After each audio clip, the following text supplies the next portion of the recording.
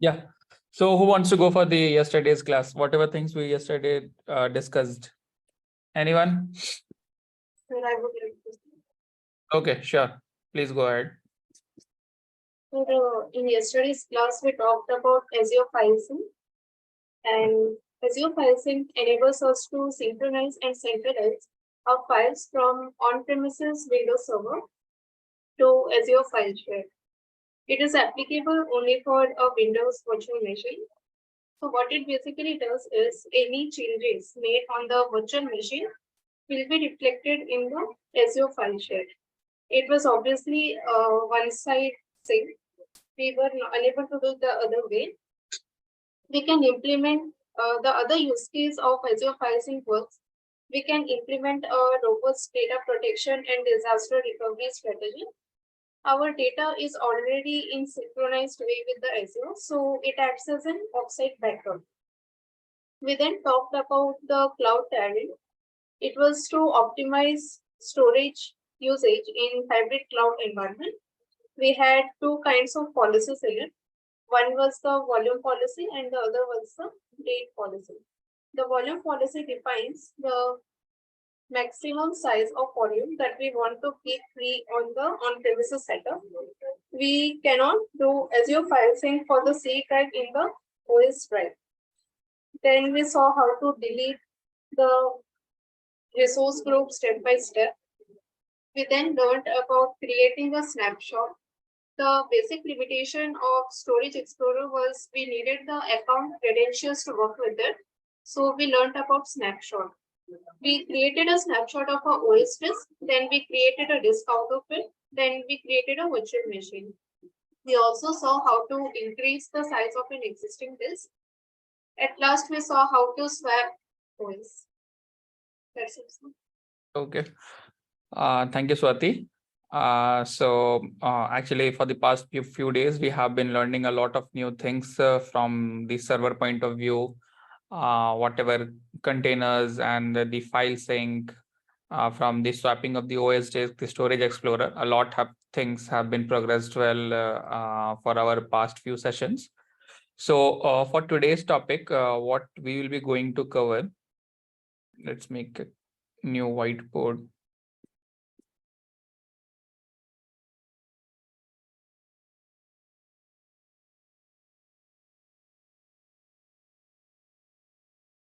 So we have talked about what are the different kinds of an persistent disk that are provided by Azure. So these are basically the managed and the unmanaged disk that are being provided by Azure. I talked briefly about in the previous class, I guess. So we are going to see more about what are the kind of disks that are available and what are the different features available for a particular disk and what are the further categorization of that persistent disk. So for the today's class, we will be looking more towards the persistent disk.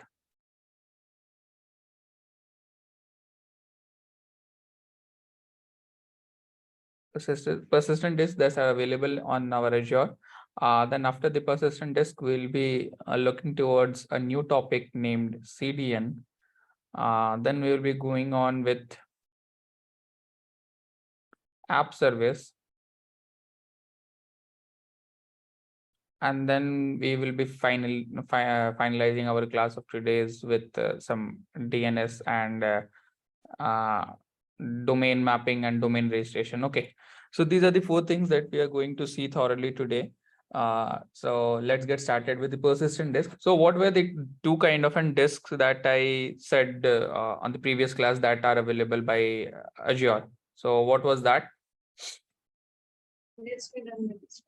Yeah, managed and unmanaged disk. So what was the basic difference between the managed and the unmanaged disk?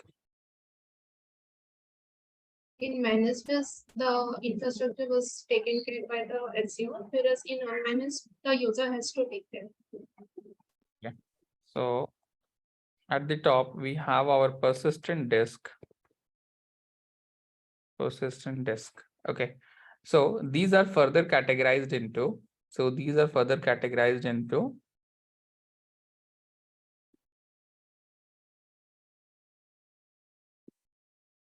managed and unmanaged disk.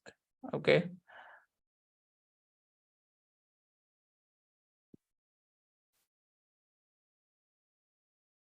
Managed disk, and this is by whom is it managed? It's being managed by Azure itself. Okay, Azure takes care of this particular thing. Azure managed.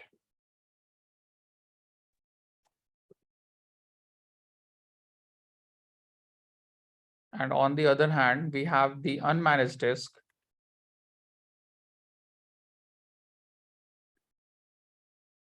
We have unmanaged disk.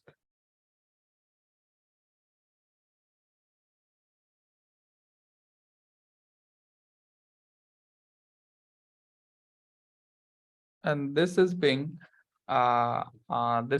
managed by us.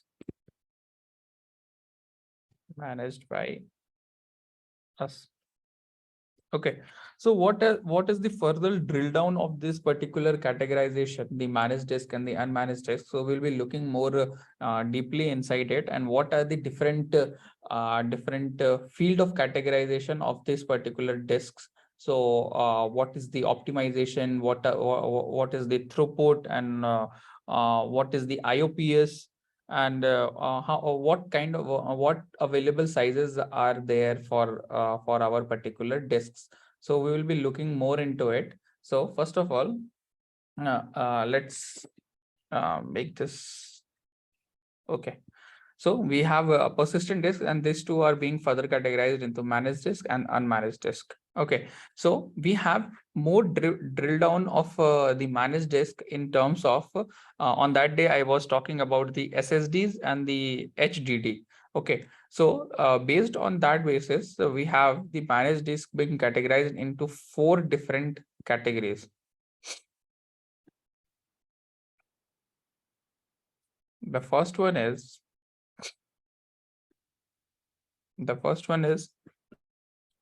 standard HDD. Okay, the second one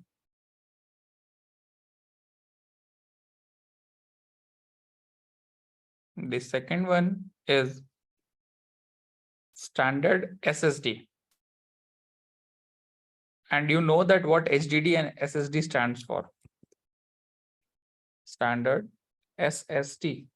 Okay, next we have further categorization of this particular thing as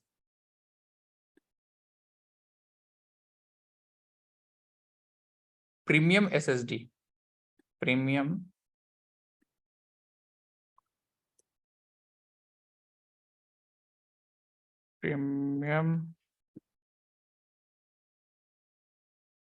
what is the spelling of premium? Achha, premium SSD.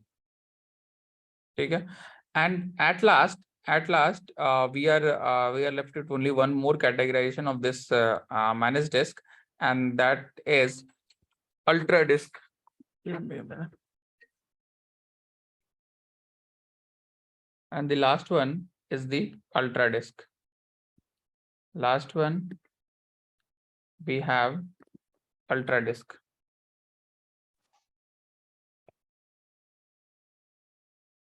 So based on situations and based on our use cases, we choose the particular disk that requires the most. Okay, now we will be looking more into that. What are the functional aspects of this standard HDD, the SSD, premium SSD, and the ultra disk?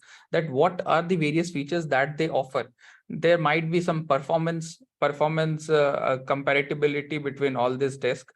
Let us see one by one. Okay, so for example, whenever we go for a standard HDD,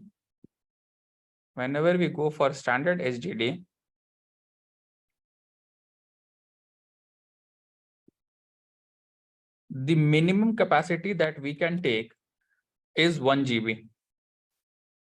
This is the minimum capacity that we can take, and the maximum that we can take is 3267 GB.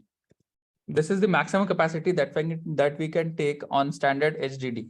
Okay, now talking about from other aspect, that what is the IOPS? What is the IOPS? So the minimum IOPS that it will give is 500, and the maximum IOPS it will give is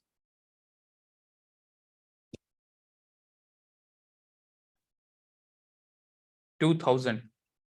Okay, so these are the different parameters that we are trying to categorize all these things, and what are the different features available for a particular disk that we are seeing.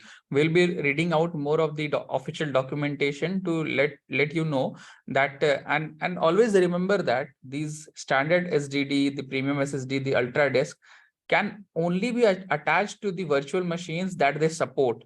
So there's a limitation over there. For example, this ultra disk will be, I guess it would be the fastest one. This is the fastest Azure managed disk available, but it will be available in very limited region. In very limited region, on very few of the virtual machines, it would be supported. Okay, so now last is the throughput.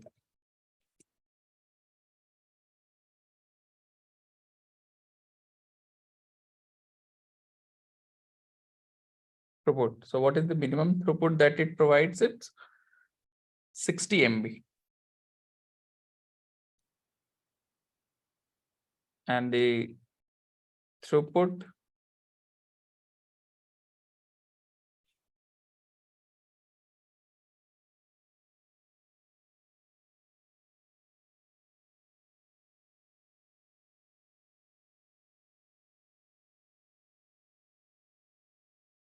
the maximum throughput that it provides is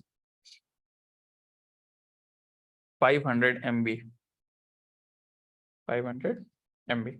Okay. So this is just a simple categorization of an standard HDD and what are the different features that it provides. So standard HDD provides us the minimum storage of 1 GB and the maximum of this much GB. The IOPS minimum is 500 and the IOPS maximum is 2000. And the throughput provided by it is the minimum is 60 and the maximum throughput it can provide is 500 MB.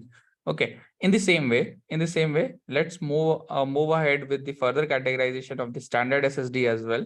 I will just write down the minimum, maximum, and the IOPS here. So the minimum again remains the same, 1 GB for the standard SSD also. We'll be getting only 1 GB minimum, and the maximum that again we can grab is that 32767. Okay, this data you can just correlate with the official documentation. This data can even change. For example, with the recent changes, they might have increased the size of the SSD, the standard SSD that they are offering. Okay, so coming on to the IOPS minimum, it increases to 120. See, if suppose we go from HSD to SSD, the IOPS minimum initially, okay, it's 120, the IOPS minimum, but the maximum IOPS that it will offer is 6000. See, the maximum increases 3 times. The throughput minimum would be 25 MB.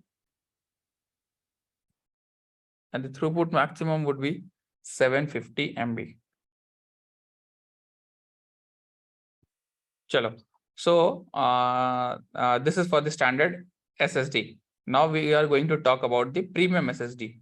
Premium SSD, what are the things that it offers on its own? Okay. Again, the premium SSD, the minimum we can take is 1 GB. The maximum we can take is 32767 GB. The minimum IOPS is 120. The maximum is 20,000. Just see the jump from a standard HDD to standard SSD to premium SSD. And what is the throughput? The throughput here is 25 MB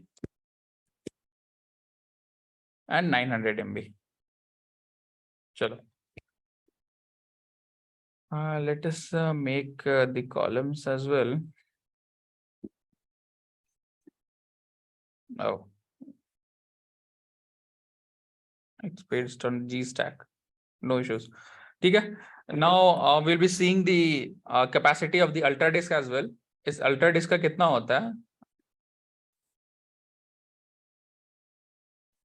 This ultra disk, the minimum you can take is 4 GB and the maximum you can take is 64 TB.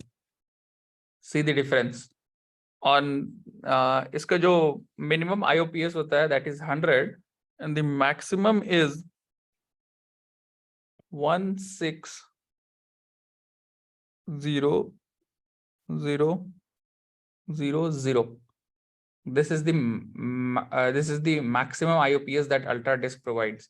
And again, talking about the throughput minimum is 25 MB and it's 2000 MB.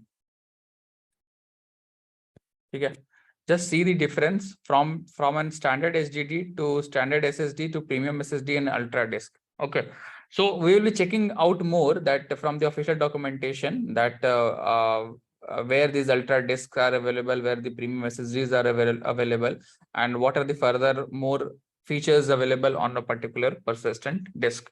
Okay, now talking about unmanaged disk. So these are further categorized only on two bases. On two bases. The first one is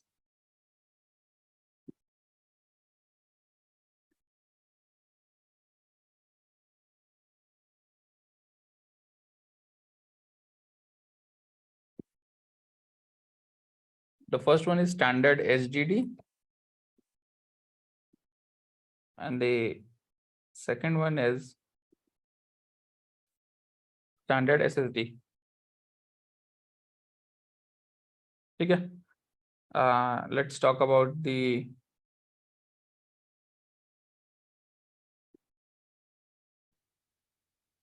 so again, what is the minimum HDD that you can take? That is again 1 GB. And what is the maximum that you can take? It's only 4 TB. It's only 4 TB. Okay. And the maximum and the minimum throughput available, because since these are only managed from our end, it's 500 and maximum also it's only 500. Okay. And what is the throughput? This is the IOPS and the throughput is 60 MB and 60 MB. Okay. The same goes for standard SSD. It would be just better from the standard SSD of the unmanaged disk. Just better. Okay. ये भी 1 GB देगा and this is the 4 GB that 4 TB that you can maximum take it. Okay. The IOPS remains from 500 and the maximum it gives is 750. And talking about the throughput, जो minimum ये हमें provide करता है that is 100 MB and the maximum it provides is 250 MB. So based on the numbers and on the data available on the screen, so from your perspective, if suppose you are designing an infrastructure, and based on the costing available, you can see on these data and you can just decide that what disk is suitable for your project. For example, if it's a very premium project with a very high budget available, and it's a premium project with a more kind of, and suppose it has more read writes available, so this ultra disk would be suitable for you. Okay, and this ultra disk would be very, very, very expensive. Okay, we'll be seeing it that that how much expensive it really is. Okay, so this is basic categorization of our persistent disk on the basis of the Azure managed and the managed by us. So this is managed disk and this is unmanaged disk. And these are the further categorization of standard SSD, standard SSD, premium SSD, and the ultra disk. Let's go to the documentation and see what is available. Persistent disk in Azure. ठीक है, सी manage disc pricing, ये हमें manage disc का pricing के पे लेके जा रहा है. Let us check request pricing.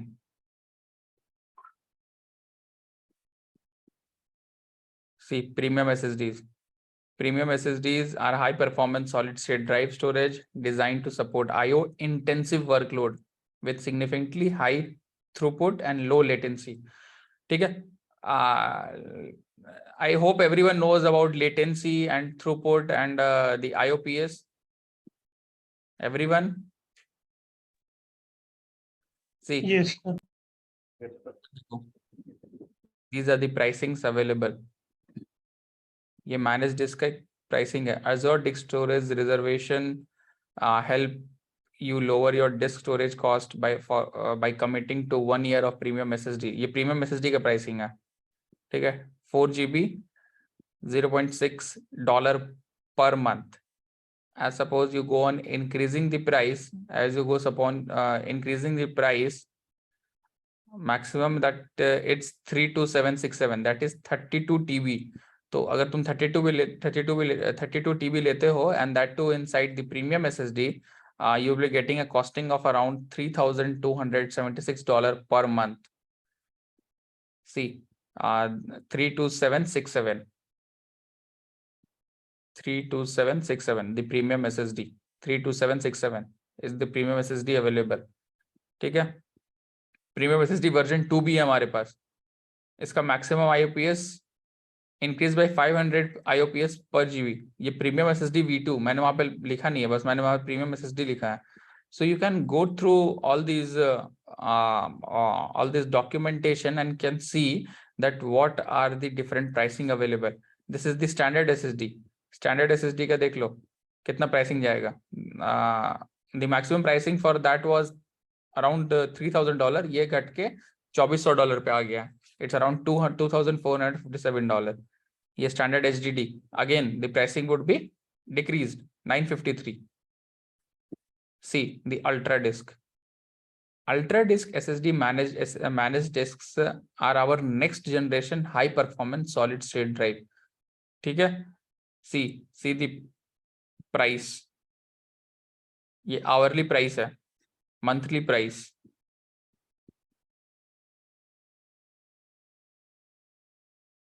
And this is available only on few locations. Okay.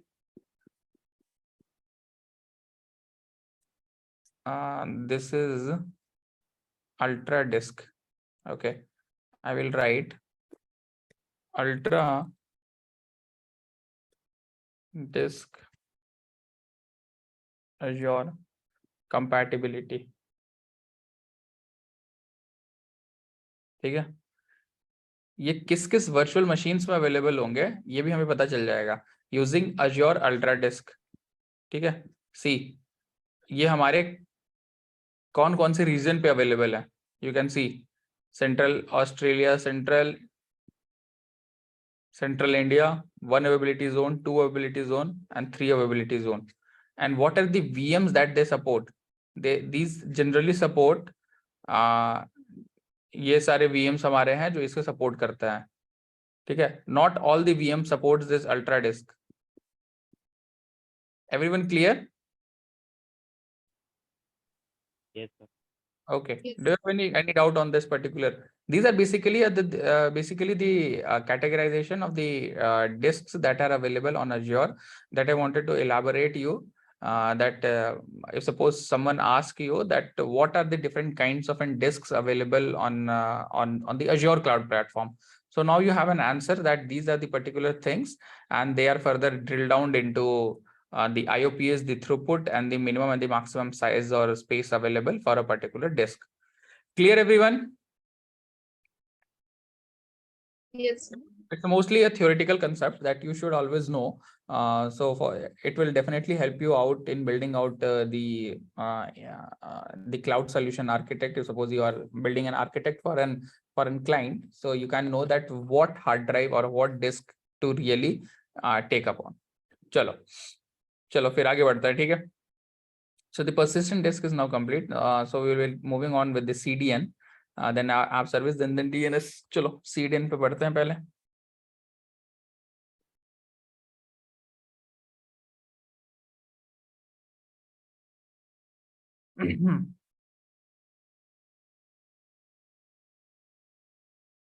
CDN. Anyone with the full form of CDN? Anyone?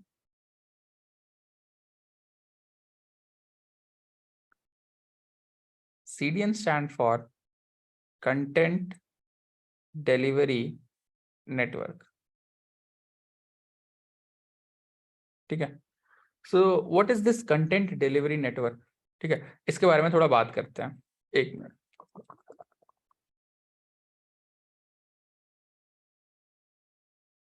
So चलो, for example,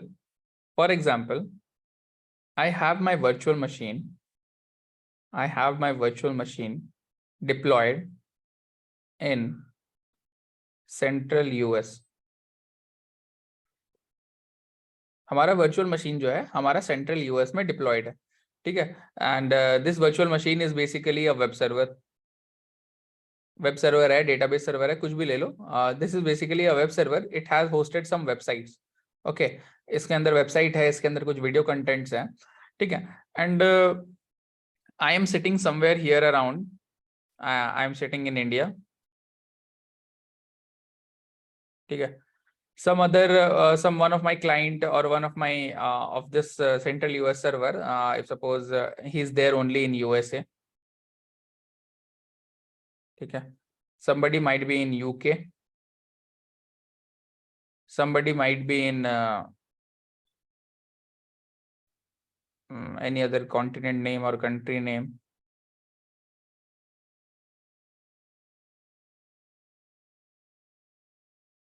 ये इंडिया पे हो गया. If suppose somebody would be accessing it from Canada. ठीक है. Somebody might be accessing it from Iran. ठीक है. So we are all accessing the same server, the same central US server. So सबसे पहले response या फिर सबसे जल्दी रिस्पॉन्स किसको मिलेगा?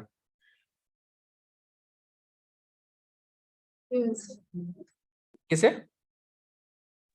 यूएस. ओके, तो बेसिकली देखो होता क्या है, अगर इंडिया से इसे रिस्पॉन्स मांगता हूं तो ये पूरे सेंट्रल यूएस के सर्वर पे जाके फिर ये मेरे को रिस्पॉन्स देगा. क्लियर? बट ये जो सेंट्रल यूएस पे जो मेरा सर्वर है, सपोज एनीवन फ्रॉम सपोज कोई यूएस से इसे एक्सेस करता होगा, देन आवर लेटेंसी जो बोलते हैं हम लोग, वो लेटेंसी सबसे कम होगा. ये कनाडा वाला भी यहाँ से एक्सेस करेगा, इसके पास भी कुछ ना कुछ तो लेटेंसी होगा. अगेन ये यूके वाला यूएस सर्वर को हिट करेगा, इसका भी कुछ लेटेंसी होगा. ठीक है. Again same goes for this server. ठीक है. तो लेकिन इन जनरल तुम लोग देखे होगे, फॉर एग्जांपल हमारा सर्वर तो यहाँ पे सेंट्रल यूएस पे है, तो हमें सबसे ज्यादा टाइम हो सकता है कि हो सके इंडिया को लगे कि इंडिया से बैठ के हम सेंट्रल यूएस के सर्वर को हिट कर रहे हैं and I am waiting for the response. But in the mean time ये यूएसए वाले बंदे ने इसने तो हिट किया और इसे बहुत जल्दी रिस्पॉन्स मिल गया. इसका लेटेंसी बहुत ही कम रहा. And the Indian client and the UK client got the highest latency कि इतना देर ये हमको रिस्पॉन्स लाने में लगा दिया. अब क्या पता, अगर मान लो कि अगर तुम एक वीडियो स्ट्रीम कर रहे हो या फिर एक तुमने वीडियो होस्ट करके रखा है यहाँ पे अपने यूएस सर्वर पे, तो उस वीडियो को प्ले होने में ये इंडिया में कितना टाइम लग जाएगा? काफी टाइम लग जाएगा, लेटेंसी इतना ज्यादा रहेगा. लेकिन कभी तुम लोग सोचो, हमारा ये यूट्यूब का जो वीडियोस होता है, वीडियो कंटेंट्स होता है, दीज कंटेंट्स बहुत ही रेयरली लैग करता है. मीन्स हमें भी उतने स्पीड पे मिलता है जितने स्पीड पे यूएस के क्लाइंट को मिलेगा, जितने स्पीड यूके के क्लाइंट को मिलेगा, या फिर जितना स्पीड कनाडा और अदर डिफरेंट कंट्री या रीजन के क्लाइंट्स अगर हिट करे पर्टिकुलर सर्वर को, यूट्यूब सर्वर को, तो हमें लेटेंसी नहीं मिलता है. ऐसा क्यों होता है? कोई बता सकते हो? एनीवन? कुछ तो ऐसा होता होगा ना बैकएंड में, कुछ तो ऐसा कॉन्फ़िगरेशन होता होगा कि हमें लेटेंसी मिलता ही नहीं है. अच्छा, पहले प्रैक्टिकली सोचने की कोशिश करते हैं कि क्या क्या ऑप्शंस अवेलेबल हैं अगर हमको लेटेंसी घटाना है तो. Anyone think logically? हाँ बताओ. हम अगर इंडिया में है तो इंडिया का ही किसी अवेलेबिलिटी जोन को हम रीडायरेक्ट करेंगे और रीडायरेक्ट करेंगे। अच्छा चलो तो रीडायरेक्ट। हम एक्सेस करेंगे इंडिया के ही किसी अवेलेबिलिटी जोन से, और अच्छा। वो पहले से इंटरकनेक्टेड करके रखा होगा यूएसए का एक, जिस जोन में बस। है हम्म। वो वाला सर्वर, अच्छा उसको इंडिया का एक सर्वर जोन के साथ कनेक्ट होगा, और हम इंडिया का ही किसी एजेंट के साथ कनेक्ट करके। चलो ठीक है। और कोई इसको बढ़िया से फ्रेम करना चाहता है क्या? एनीवन, एनीवन रैंडमली बताओ यार। मतलब कि कभी तो सोचे होगे ना कि यार यूट्यूब का सर्वर तो कभी भी हमें लैग नहीं देता है। द यूट्यूब सर्वर हमें कभी भी वीडियो स्ट्रीम करने में, तुम देखे होगे अक्रॉस दी वर्ल्ड सब लोग एक्सेस करते हैं, and it is easily accessible without any lag, without any latency. So कुछ तो होता होगा बैकएंड में। कुछ तो सोचो, मतलब कुछ एक नया चीज तो सोचो कि मतलब ऐसा क्या होता होगा। अभी कौन बोल कौन रहा था?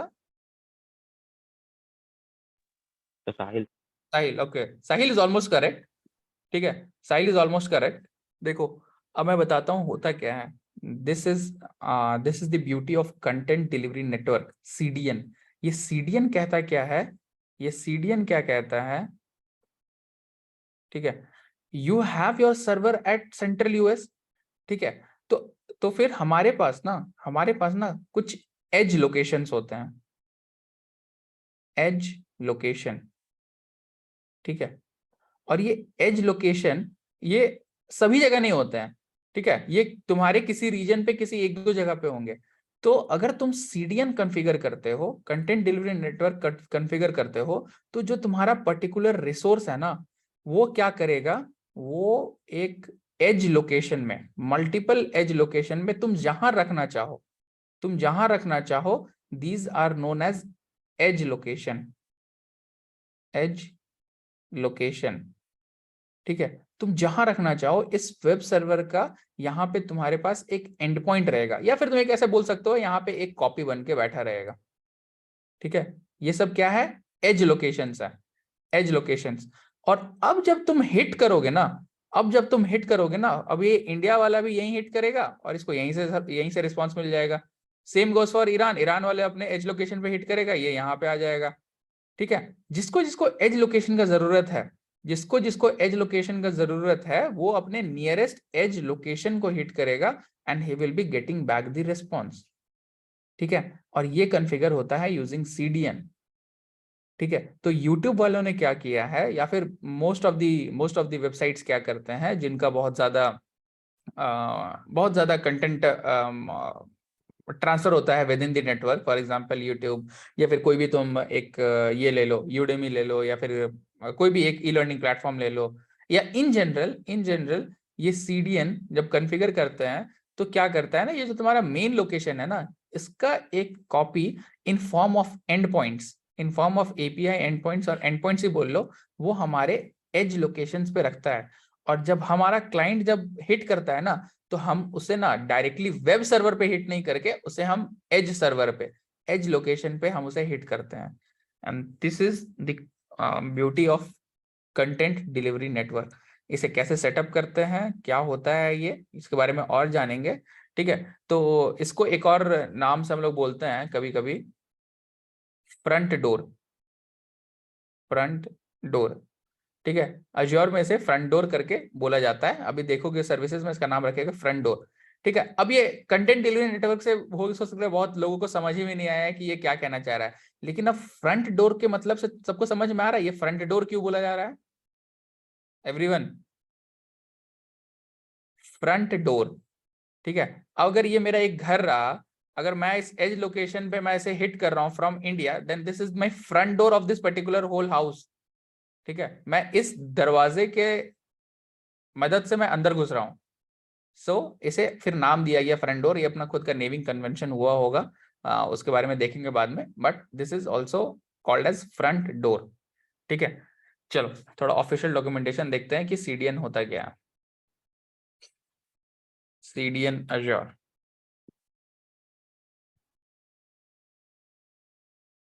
देखो बोल भी क्या रहा है।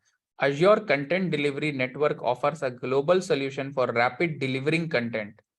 ठीक है, save bandwidth and improve responsiveness when encoding or distributing gaming software, firmware updates and IoT endpoints. reduce load times for websites, mobile apps and streaming media to increase your user satisfaction globally. ठीक है, इस definition से clear हुआ everyone? Yes. ठीक है, तो अगर कल अगर कोई पूछे कि दैट हमें कैसे है कि हमें सेम रिस्पांस हमें फ्रॉम इंडिया भी सेम रिस्पांस मिल रहा है, फ्रॉम यूके यूएस भी हमें सेम रिस्पांस मिल रहा है, even though our servers are at the main servers are at let's suppose US, then you can say that Azure content delivery network या फिर CDN configure किया होगा।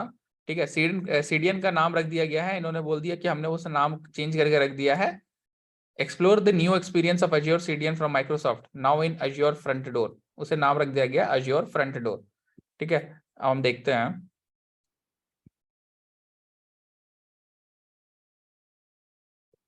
How to configure CDN in Azure। देखो CDN कितने जगह पे available है, CDN AWS, CDN in Azure, CDN in Cloudflare। ठीक है, तो हमें चाहिए CDN इन Azure। चलो,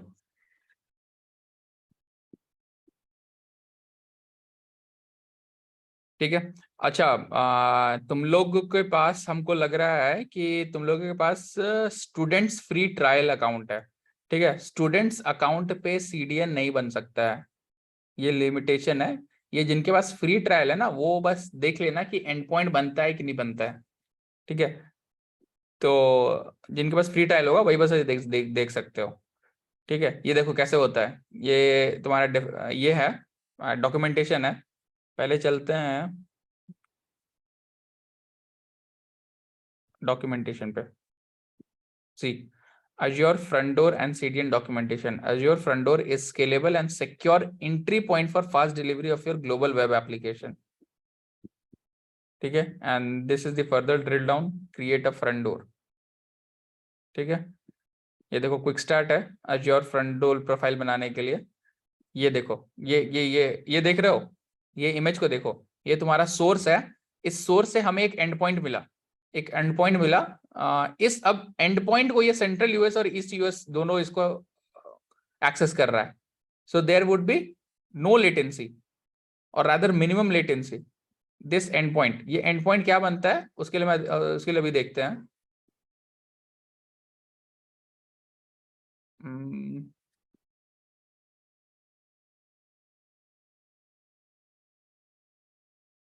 ठीक है, हम वेब ऐप के लिए भी CDN बना सकते हैं, हम अपने स्टोरेज अकाउंट के लिए भी CDN कॉन्फ़िगर कर सकते हैं।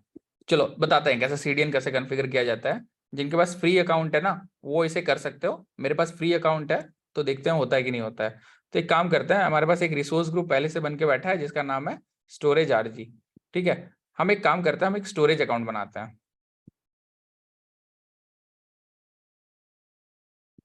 इसको डालते हैं storage RG। Storage account name would be my silicon patch. चलो, सेंट्रल यूएस प्रीमियम और इसे कर देते हैं LRS। Next advanced, next networking, data protection, encryption, tags, review.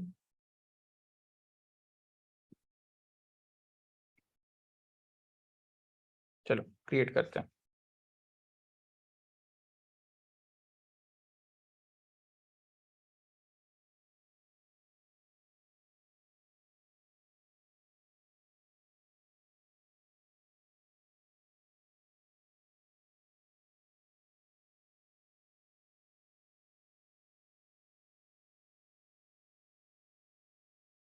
हम CDN n number of services के लिए बना सकते हैं। फॉर एग्जांपल स्टोरेज अकाउंट्स के लिए बना सकते हैं, हम अपने वेबसाइट्स के लिए बना सकते हैं, हम अपने सर्वर्स के लिए बना सकते हैं। Server for example database server के लिए। तो अल्टीमेटली हमें CDN जो है ना एक एंड पॉइंट बना के देता है, और वो एंड पॉइंट हम अपने डेवलपर्स को देते हैं कि तुम इससे कनेक्ट करो और अपने सर्विसेज को कॉन्फ़िगर करो।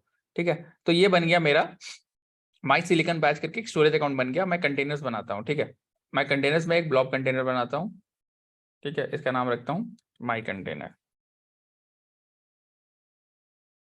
एक्सेस कंटेनर लेवल दे देता हूँ, क्लिक ऑन क्रिएट।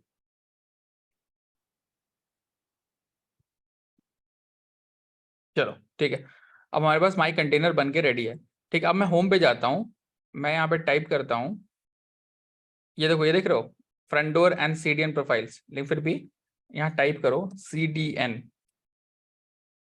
ठीक है, तो यहाँ पे देखोगे, यहाँ पे मिलेगा सर्विसेज में front door and CDN profiles, click on it. ठीक है, अब इस पर क्रिएट करना, ये स्टूडेंट अकाउंट पे नहीं हो पाएगा। ठीक है, Azure front door quick create, continue to create front door. चलो मैं बनाता हूँ। ठीक है, कौन से रिसोर्स ग्रुप में, तुम स्टोरेज RG में आ जाओ, central US, name of the CDN। ठीक है, ये CDN का नाम क्या रहने वाला है, मैं बोलता हूँ माई storage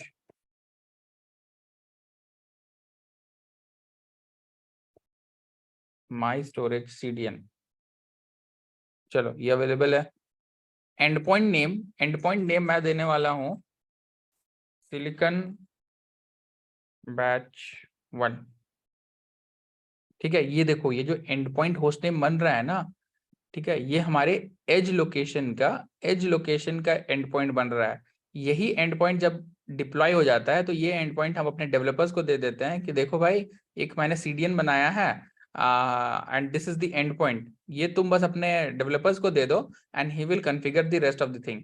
what is the origin type, अभी मैंने क्या बनाया, मैंने अज्योर स्टोरेज अज्योर ब्लॉब बनाया है। इफ सपोज अगर मैं एक ऐप सर्विसेज बनाता, API मैनेजमेंट बनाता, एप्लीकेशन गेटवे बनाता, या फिर एक वेबसाइट बनाता, तो ये सब इसके अंदर आ जाता। ठीक है, अभी मैंने क्या बनाया है, Azure blob. Origin host name, ये जो अभी मेरा जस्ट ओरिजिन होस्ट नेम बना है। इनेबल कैशिंग इनेबल करना है कि नहीं करना, मैं नहीं करता हूँ caching enable. Next tags, next review and create.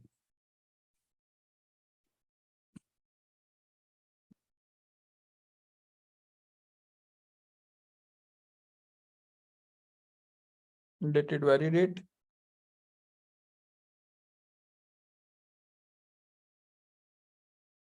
अगर स्टूडेंट्स अकाउंट में से डिप्लॉय करोगे तो ये डिप्लॉय नहीं होगा, ये फ्री ट्रायल पे ही होगा।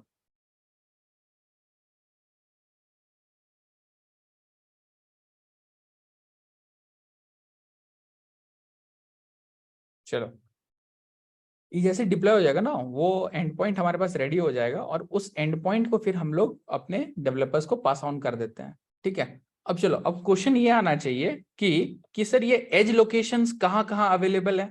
ठीक है, या फिर इस एज लोकेशंस को ये अज्योर बोलता क्या है अपने टर्मिनोलॉजी में, तो इसे हम लोग बोलते हैं अज्योर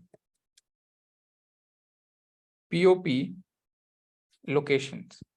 POP बोलते हैं हम लोग इसे, देखो, अज्योर CDN POP लोकेशन। ठीक है, अब हम देखते हैं कि क्या क्या कहता है क्या। This article lists current metros containing point of presence. POP stands for point of present, कि हमारे POP लोकेशंस क्या है, हमारे एज लोकेशंस क्या अवेलेबल हैं। ठीक है, so this is north America में इतने सारे लोकेशंस अवेलेबल हैं, साउदर्न अमेरिका में इतने हैं, यूरोप पे इतने हैं, इंडिया में हमारे 4 लोकेशंस अवेलेबल हैं, चेन्नई, हैदराबाद, मुंबई एंड न्यू दिल्ली।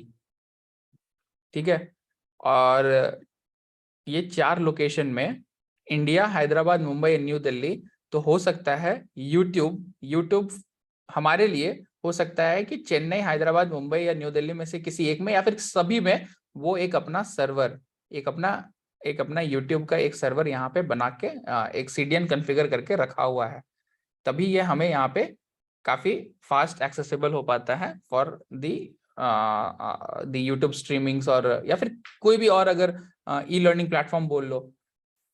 ठीक है, तो यहाँ पे ये CDN कॉन्फ़िगर करके रखा गया है। In India we have only 4,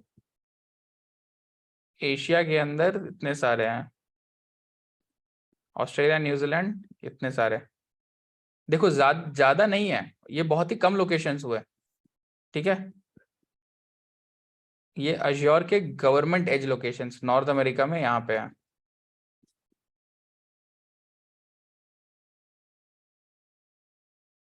ये क्या बोल रहे हैं, पार्टनर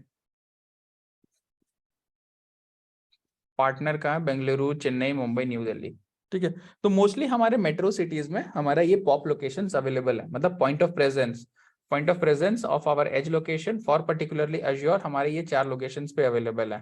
ठीक है। तो जब भी हम लोग कनेक्ट करते होंगे यूट्यूब पे, तो हो सकता है कि वो हमें जो सबसे नियरेस्ट जो भी नियरेस्ट पॉप लोकेशन पे अवेलेबल है, वो वहां से मेरे को रिस्पॉन्स उठा के दे देता। For example I am in Bhubaneswar right now, तो ये भुवनेश्वर से सबसे नजदीक जो भी है, अगर चेन्नई पे अगर इसके पास एक एज लोकेशन होगा ना, तो ये चेन्नई से मेरे को डेटा उठा के दे देगा। ठीक है। अगर चेन्नई पे नहीं है तो नेक्स्ट, नहीं शायद हैदराबाद सबसे नियरेस्ट है भुवनेश्वर से। तो अगर हैदराबाद पे इसके पास अगर वो लोकेशन, अगर उस लोकेशन पे अगर वो एज सर्वर पे वो अवेलेबल है, तो ये हैदराबाद से मुझे को दे देगा। ठीक है। चलो, this is all about your CDN. देखो सीडीएन कॉन्फ़िगर हो जाने के बाद देखना हमें एक एंड पॉइंट मिलेगा।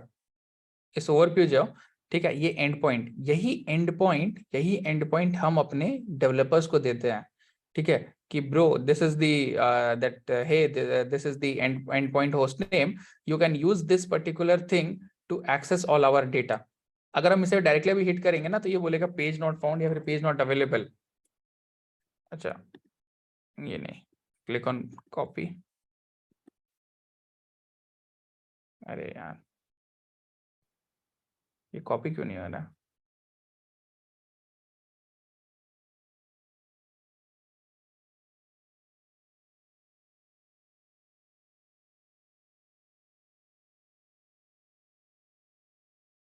देखो, ये पेज नॉट फाउंड बोला। Oops, we aren't able to find your Azure front door service configuration.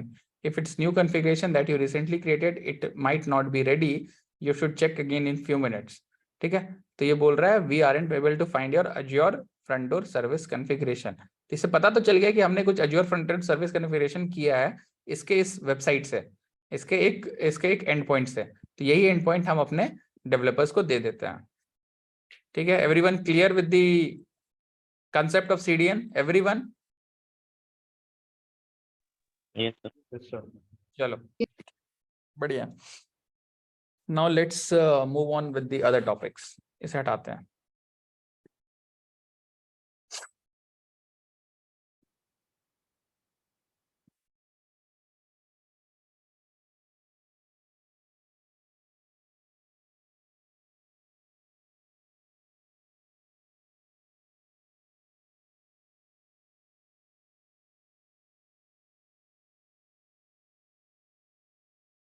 चलो, अब हम पढ़ेंगे कुछ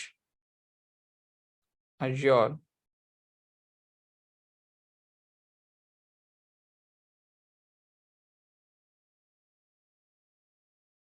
नहीं,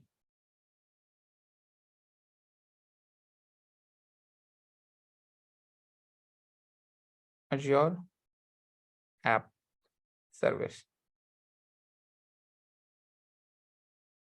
ठीक है। Azure App Service के बारे में पढ़ेंगे। तब तक इधर अपने स्टोरेज को डिलीट कर देते हैं। ये जो मेरा CDN था, इसे डिलीट कर देते हैं।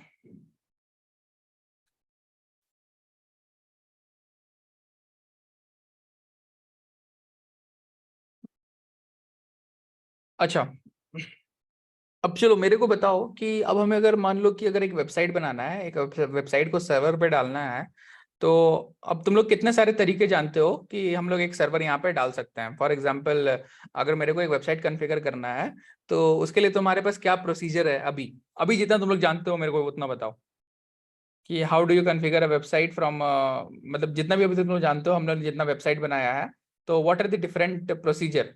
एनीवन? सर्वर को वेब सर्वर कॉन्फ़िगर करेंगे, फिर उसमें प्राइस डालेंगे। एक वर्चुअल मशीन लेंगे, मतलब ये VM रहेगा, इस VM पे हम वेब सर्वर डाल देंगे।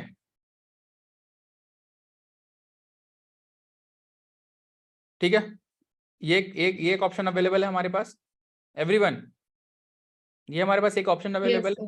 हम एक VM क्रिएट करते हैं, फिर उसमें वेब सर्वर क्रिएट करते हैं, उस वेब सर्वर में हम अपने सारे कंटेंट्स को डाल देते हैं। ठीक है। तो ये एक सोल्यूशन हो गया, इसको हम बोलते हैं so basically we are using the infrastructure of the Azure, and we are configuring all these web servers, this virtual machines, इसके अंदर जो भी हमारे डेटाबेस को हम लोग ये करते हैं, इंस्टॉल करते हैं, so these are doing this on our own. इसे हम लोग बोलते हैं IaaS। बताओ इसका फुल फॉर्म क्या होता है? Infrastructure as a service. ठीक है, तो एक क्लाउड टेक्नोलॉजीज या फिर क्लाउड प्लेटफॉर्म के हम उस इंफ्रास्ट्रक्चर को, हम उसके इंफ्रास्ट्रक्चर को एज अ सर्विस हम लोग यूज कर रहे हैं। इंफ्रास्ट्रक्चर एज अ सर्विस, ये हम लोग इसके इंफ्रास्ट्रक्चर एज अ सर्विस को हम लोग यूज कर रहे हैं। हम लोग ने इसका इंफ्रास्ट्रक्चर लिया, वीएम लिया, और फिर उसे खुद से कॉन्फ़िगर किया, उसे वेब सर्वर बनाया, उसे होस्ट किया, उसे डोमेन नेम दिया, उसके आईपी को मैप किया डोमेन नेम से। ठीक है, तो इसे बोलते हैं इंफ्रास्ट्रक्चर एज अ सर्विस, जहां हमें खुद वेब सर्वर कॉन्फ़िगर करना पड़ा, हमें सब कुछ उस वीएम पे जाके हमें वो बनाना पड़ा, वो सेटअप करना पड़ा। ठीक है, तो Azure came up with a plan, Azure came up with a plan to its users। उसने बोला कि मैं आपको सब कुछ दे दूंगा, आप बस मेरे को इतना बता दो कि what kind of application it is, what kind of application it is। आप मेरे को बस इतना बता दो what kind of application it is, let it be web app और let it be a mobile app। ठीक है, तो इसने बोला, Azure वालों ने बोला कि I will provide you everything, just give me a minute।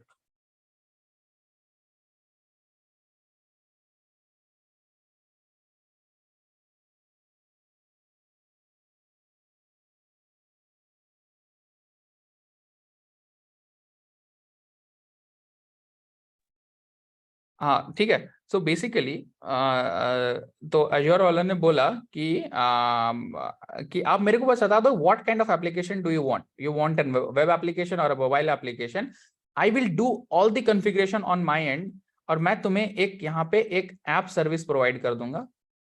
This is basically called ad service। You don't need to configure a VM, you don't need to configure a web server, and you don't need to configure anything on your end। I will do everything on my end। ठीक है, और मैं तुम्हें बस इतना बता दो what kind of application it is and I will do this on my own। तो ये आता है हमारे, ठीक है, ये हमारा आता है as platform as a service. ठीक है, अंशुमन ने सही बोला है, this comes under platform as a service. So we use this platform as a service कि ये सब कुछ बना के दे दिया, we are not using its infrastructure now.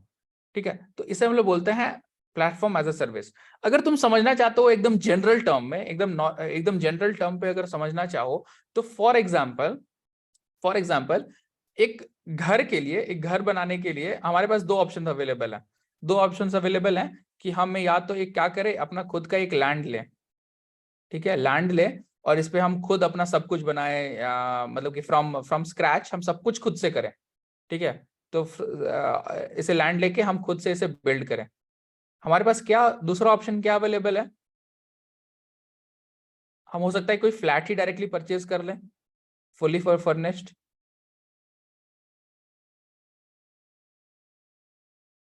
ठीक है, so this is talking on very what do you call general point of view to distinguish between as and the past। ठीक है, तो हमने क्या किया, हमने लैंड लिया, उस लैंड के ऊपर हमने खुद का अपना सारा सामान डाला, खुद उसे खुद उस घर को खुद अपने मतलब कि अपने हाथों से तो नहीं, but we build it on our own. हमारे डिजाइन के हिसाब से हमें बस बताया गया कि हमें अपना रिक्वायरमेंट पता है, तो हम खुद उसे बिल्ड करते गए। We only thing that we purchase is the land। Land बनाया, लैंड खरीदा, और लैंड के ऊपर हमने सब रॉ मटेरियल्स डाला, और देन हमने उसको पूरे घर को बनाया। ठीक है, बट फ्लैट सिस्टम क्या है आज की डेट में? Flat system, we just tell the builders कि हमें 2 BHK चाहिए या 3 BHK चाहिए या 4 BHK चाहिए। ठीक है, so based on our requirement ये हमें फ्लैट बना के दे देता है, and that to suppose I want fully furnished, ये हमें फुली फर्निश करके दे देता है। तो इसके लिए इस फ्लैट को हम लोग जनरली बोलते हैं प्लेटफॉर्म एज अ सर्विस। अगर तुम्हें समझना है या कोरिलेट करना है, then you can correlate this with PaaS and you can correlate this with IaaS। ठीक है, everyone clear? Everyone Yes, Yes, sir। yes, sir। ठीक है, तो हमारे पास Azure ऐप सर्विसेज भी होते हैं, तो हम लोग आज एक Azure ऐप सर्विस कॉन्फ़िगर करके देखते हैं कि कितना आसान होता है। ठीक है, उसके लिए क्या करेंगे, पहले चलते अपने पोर्टल पे चलते हैं। चलो ये डिलीट हो गया, होम पे चलते हैं।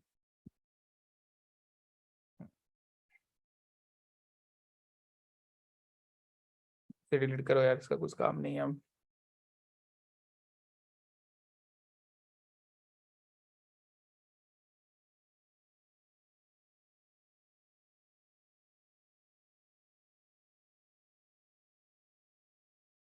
चलो होम पे चलते हैं। ठीक है, मेरे यहाँ पे स्टोरेज आरजी बना हुआ है, मतलब this is the resource group. ठीक है, already I am using this resource group for long now. ठीक है, अब मैं सर्च करता हूँ ऐप सर्विस।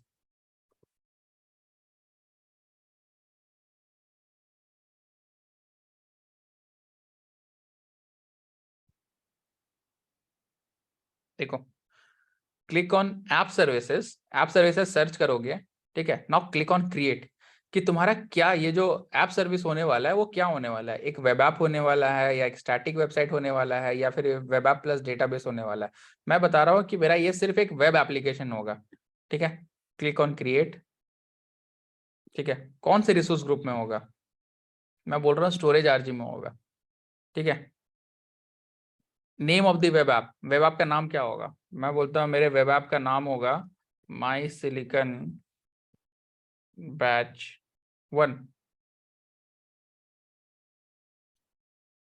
ठीक है, अब देखो ये my silicon batch 1 dot Azure website dot net, ये मेरे को वो ऐप सर्विस बना के दे देगा। ये बोलेगा तुम्हारे पास क्या है, तुम्हारे पास कोड है या डॉकर कंटेनर है या स्टैटिक वेब ऐप है। मैं बोल रहा हूँ मेरे पास कोड है, मेरे पास कोड है। ठीक है, ये रन टाइम स्टैक क्या कहता है, रन टाइम स्टैक कहता है कि what is the technology that your website uses. ठीक है, तो ये dot net, go, Java, node, PHP, Python and Ruby, these are basically the backend technologies जहां पे हम जैसे हमारा वेबसाइट कॉन्फ़िगर होता है। तो ये डॉट नेट बैकएंड का होता है। गो इज फ्रॉम, देखो dot net is by Microsoft, मैं बताते चलता हूँ। ठीक है, dot net is by Microsoft, go is by Google, Google ने अपना खुद का एक लैंग्वेज निकाला था, गोलांग करके। तो ये हमारे बैकएंड इंजीनियर्स हमारे सर्वर कॉन्फ़िगरेशन के लिए यूज करते हैं। डॉट नेट माइक्रोसॉफ्ट से हो गया, गो गूगल से हो गया, जावा शायद सन माइक्रो सिस्टम ने दिया था। जावा अभी this is the most safest and most used backend service और other backend engineering programming language जो अभी भी यूज होता है। नोड अगेन, अभी नोड काफी चल रहा है, नोड इज ऑल्सो, नोड है यहाँ पे, पीएचपी। ठीक है, PHP is there, Python is there and Ruby is there. Ruby शायद तुम लोग नाम नहीं सुने होंगे, इसे बोला जाता है रूबी ऑन रेल्स, ROR। ठीक है, तो इससे भी हम अपने बैकएंड के कोड को लिख सकते हैं, Ruby on rails. Python, Python में भी हम लिख सकते हैं जैंगो, इसके फ्रेमवर्क का नाम है जैंगो। ये पीएचपी है।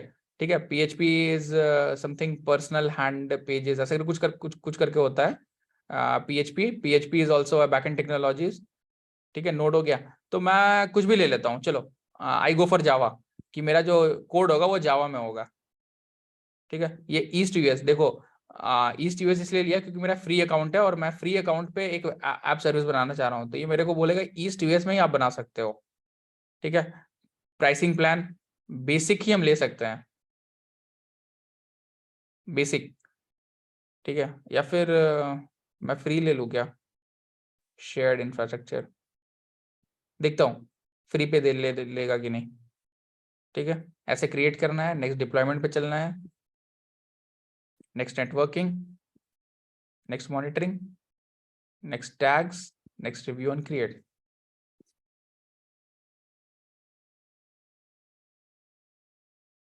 वेट करते हैं थोड़ा।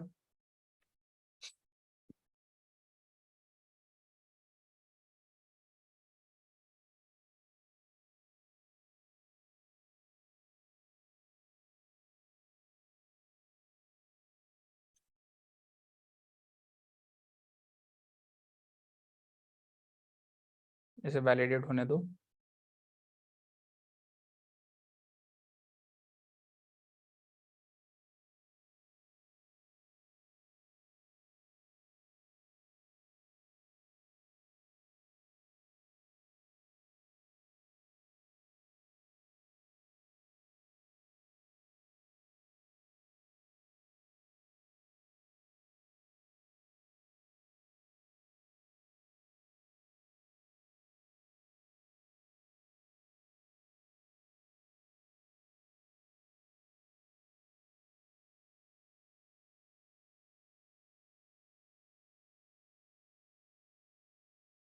अरे यार वैलिडेट ही हो रहा है।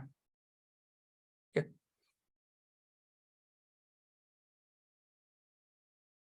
इस ऐप सर्विसेज का भी हमारे पास प्राइसिंग होता है कि आपको हम इतने प्राइस पे ऐसा ऐप सर्विस बना के दे सकते हैं। ठीक है, क्योंकि अब ये तो इंफ्रास्ट्रक्चर तो तुम ले नहीं रहे हो इससे, तो ये पैसा तो तुम्हें चार्ज करेगा ही ना। तो ये ऐप सर्विसेज का एक प्राइसिंग प्लान होता है, ये उसके बेसिस पे तुम्हें चार्ज करेगा। ये वैलिडेट होने में टाइम लगा रहा है। ठीक है, चलो मैं तब तक तुम लोगों को कुछ टेक्नोलॉजी के बारे में बताता हूँ। अभी ये जो जावा हुआ के बारे में हम बता रहे थे अभी, ठीक है, तो मैं तुम्हें बताता हूँ एक वेबसाइट पॉइंट ऑफ व्यू से बताता हूँ, वेब डेवलपर। ठीक है, इसे ध्यान से सुनना।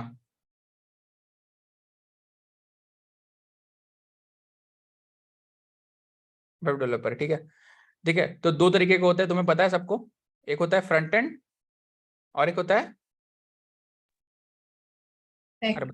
Back and. ठीक है, ये देख लेते हैं, वैलिडेट हो गया तो क्रिएट कर लेंगे। रिफ्रेश करते हैं।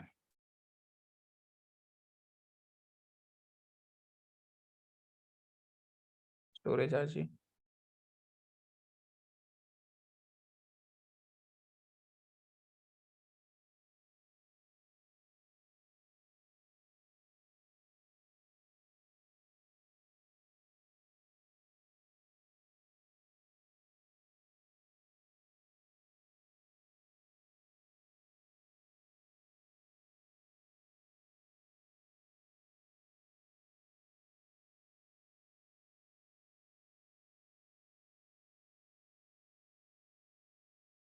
चलो इसे डिप्लॉय होने देते हैं।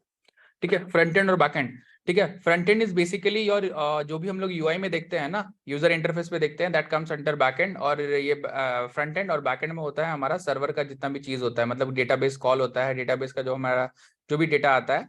ठीक है, तो वेब डेवलपर आज अभी अभी जो लेटेस्ट ट्रेंड चल रहा है, ये फ्रंट एंड इंजीनियर्स हम लोग बहुत सारे फ्रेमवर्क्स यूज करते हैं। For example angular.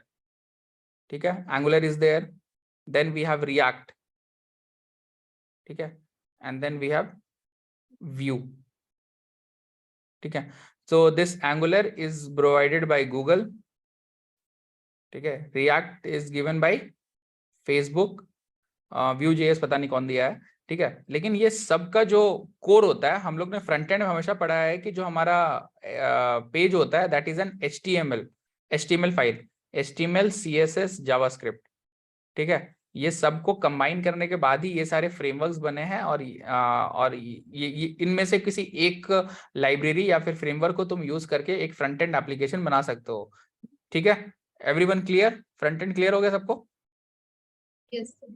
चलो एक मिनट, तब तक इधर रिसोर्स भी रेडी हो गया, हम गो टू रिसोर्सेज जाते हैं। अब देखो ओवरव्यू पे जाएंगे ना, तो देखो हमारे पास एक डोमेन नेम मिला हुआ है। ठीक है, ये बोला है कि तुम्हारा रन टाइम स्टैक जावा है, पब्लिशिंग मॉडल कोड है, कि मेरे पास तुम्हारे पास कोड ऑलरेडी अवेलेबल है।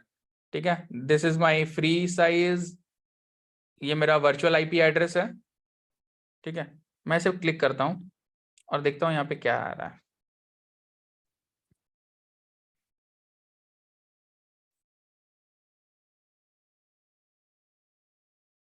वेट करते हैं थोड़ा देर उसे डिप्लॉय होने में।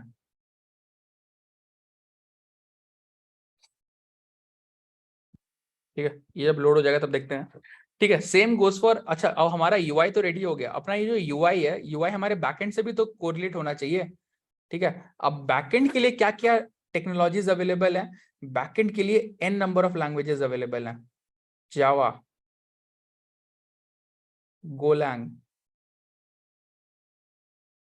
पाइथन,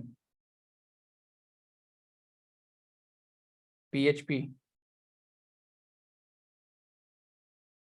डॉट नेट फ्रेमवर्क है बेसिकली, इसका जो लैंग्वेज होता है वो सी शार्प होता है। ठीक है, Java, Golang, Python, PHP, Ruby and last Node. ठीक है, तो तुम किसी भी फ्रंट एंड टेक्नोलॉजी को किसी भी बैक एंड लैंग्वेज से तुम कनेक्ट कर सकते हो, that is just an choice होता है। फॉर एग्जांपल मैं बताना चाहता हूँ कि जो स्विगी का जो बैक एंड लिखा गया है ना, स्विगी का जो बैक एंड कोड लिखा गया है, that is completely in Golang. ठीक है। एंटरप्राइज में मोस्ट ऑफ द बैकएंड जो कोड लिखा जाता है वो जावा और डॉटनेट पे लिखा जाता है, but this Ruby is also very good, node is also very good. PHP आज के डेट में उतना ज्यादा कोई यूज कर नहीं रहा है, पीएचपी इंडस्ट्री में उतना यूज नहीं हो रहा है। ठीक है। पाइथन भी बहुत ही रेयरली यूज किया जा रहा है। पाइथन मोस्टली जो है ना, ये हमारे डेटा साइंस डोमेन में ज्यादा चला गया है, डेटा साइंस। ठीक है। तुम लोग जब भी देखे होगे एआई एमएल का जो भी हमारा एल्गोरिदम्स होता है वो मोस्टली इन पाइथन होता है, पाइथन या फिर आर आर करके भी एक लैंग्वेज होता है। ठीक है। तो mostly Java is there, Golang is there, dot net, Ruby and Node. ठीक है। पाइथन पीएचपी अब थोड़ा धीरे धीरे, पाइथन और पीएचपी धीरे धीरे बैकएंड से ज्यादा लोग यूज कर नहीं रहे हैं। ठीक है। अब समझ में आ गया, इतने सारे टेक्नोलॉजीज अवेलेबल है। अब तुम क्लाउड इंजीनियरिंग जान गए, फ्रंट एंड का कुछ एंगुलर पढ़ लो, बैक एंड का एक कुछ भी ये पढ़ लो, तब तो तुम फुल स्टैक इंजीनियर बन जाओगे। ठीक है। इधर देखो, हमारा वेबसाइट डिप्लॉय हो गया और ये बोलता है hey Java developers, your app services is up and running, time to take the next step and deploy your code. हमने कोड डिप्लॉय नहीं किया है, ये एक बाय डिफॉल्ट एक हमारा कोई एक एचटीएमएल फाइल होगा जो यहाँ बन के यहाँ पे आया है। ठीक है। अब चलते हैं अपने वेब ऐप सर्विसेज पे। ठीक है। इसके ऐप सर्विसेज पे जाओगे, इसके ऐप सर्विसेज पे जाओगे तो यहाँ पे कॉन्फ़िगरेशन करके फोल्डर होगा।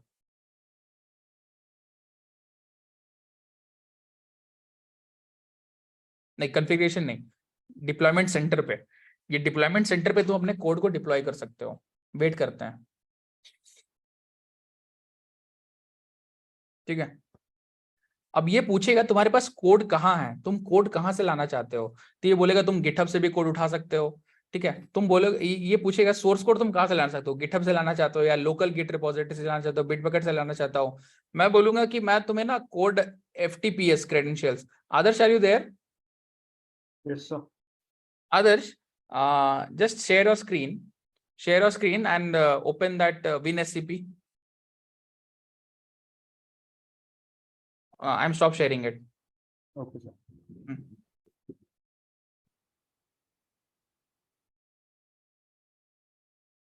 Open the WinSCP.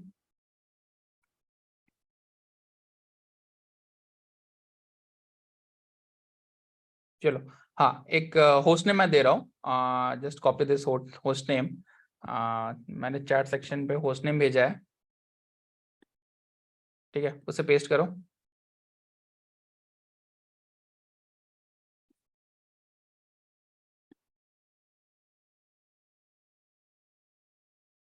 मिला?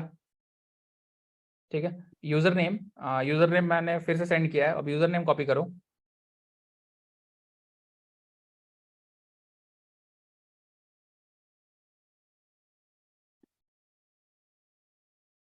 ठीक है। अब मैंने पासवर्ड भेजा है, अब इस पासवर्ड को कॉपी करो।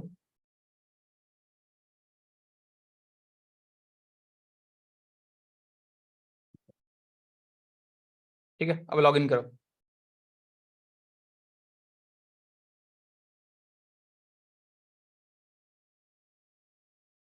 चलो, सो सी एवरीवन, ये जो है ना हमारा, अब ये जो हमने इसे एफटीपीएस का क्रेडेंशियल दे दिया, कि मैंने बोला कि अब ये जो है ना, तुम एफटीपीएस मतलब एक रिमोट सर्वर को तुम अपने WinSCP में ऐड करो और तुम यहाँ से डायरेक्टली कॉपी पेस्ट कर सकते हो अपने सारे फोल्डर्स को।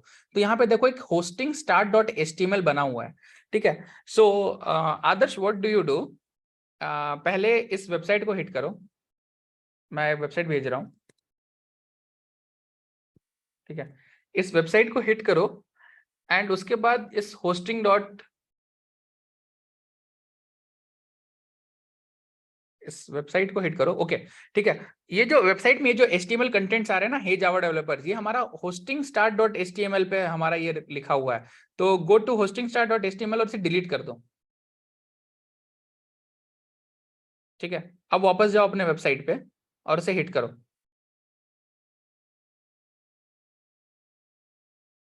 बीच में वही आ रहा है।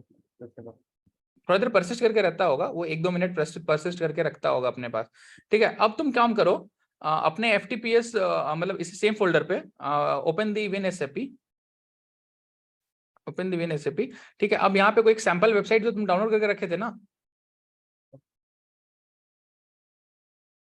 अज्योर के नाम पे रखे थे शायद, हाँ, इसके अंदर के जितने भी कंटेंट्स है इसको कॉपी करके यहाँ पे लेते आओ।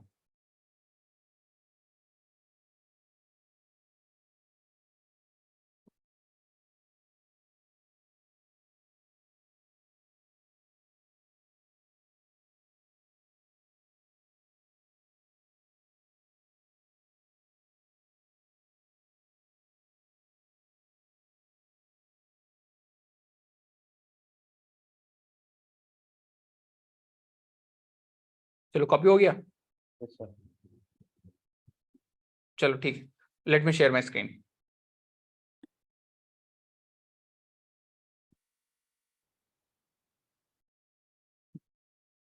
चलो अब हम चलते हैं अपने पोर्टल पे।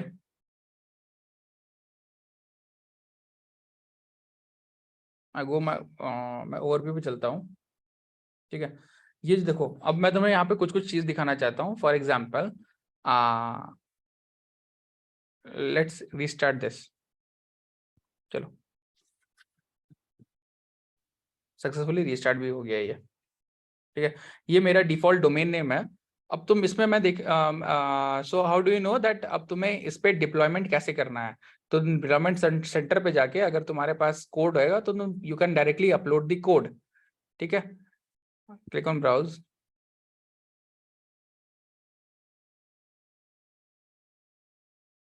वेट फॉर सम टाइम, ठीक है। So you can directly put on the code as well, and you or either you can go on using the FTPS credentials, ठीक है। अब हम इसमें और कुछ बताते हैं। अब अगर मान लो तुम्हारा ये वेबसाइट जो है, तुमने ये ऐप सर्विस जो बनाया है, तुम्हारा वेबसाइट जो है ना, इसमें बहुत ज्यादा हिट आने लगे, मतलब कि फॉर एग्जांपल ये बहुत फेमस हो गया, ठीक है। अब तुमने ऐप सर्विस का जो प्लान लिया हुआ है ना, वो फ्री टियर में है। अब तुमने चाहोगे कि मेरा जो सर्विस है वो स्केल अप हो जाए या स्केल आउट हो जाए। तो ये बताता है कि what are the different things that you can do. अभी हम लोग शेयर्ड F1 पे हैं, 60 मिनट्स पर डे ये मेरे को ये देता है, फ्री CPU मिनट्स देता है।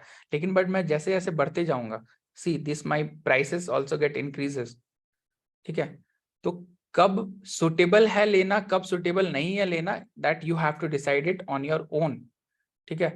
स्केल आउट का भी ऑप्शन है। दो तरीके का स्केलिंग होता है, एक स्केल अप होता है, एक स्केल आउट होता है, ठीक है। Free,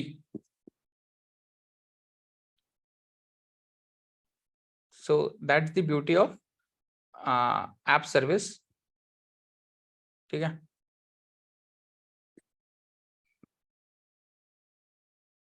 So here we can configure our own domain name.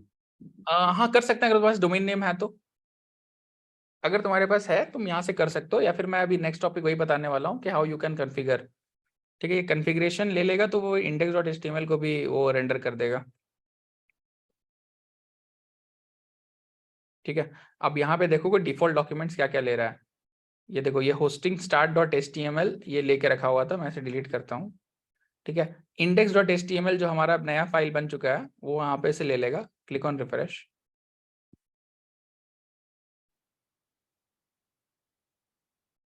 ठीक है।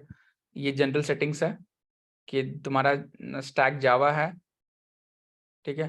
जावा वर्जन जावा 8 है। ये सारी चीज पढ़ना तुम लोग खुद से कि ये ऐप सर्विसेज करता है क्या है। ऐप सर्विसेज बेसिकली तुम्हें हर चीज प्रोवाइड कर देगा। ये सारे एरर पेजेस हैं,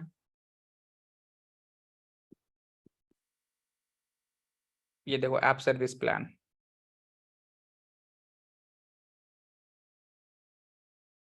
ठीक है। App service plan, app service matrix is not applicable to free and shared SKU। ये हमारा फ्री है इसलिए हमें नहीं दिखाएगा कुछ भी। सब्सक्रिप्शन कौन सा है, फ्री ट्रायल है, ठीक है। तो ये ऐप सर्विस अब समझ गए सब लोग।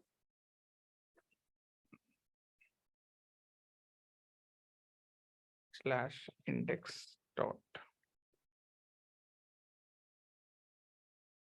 अच्छा ये अभी तक अपलोड हुआ नहीं है, ये अभी तक यहाँ रिफ्लेक्ट कर जाना चाहिए था। जो भी हमने जो वेबसाइट अपलोड किया ना, वो यहाँ पे आ जाना चाहिए था।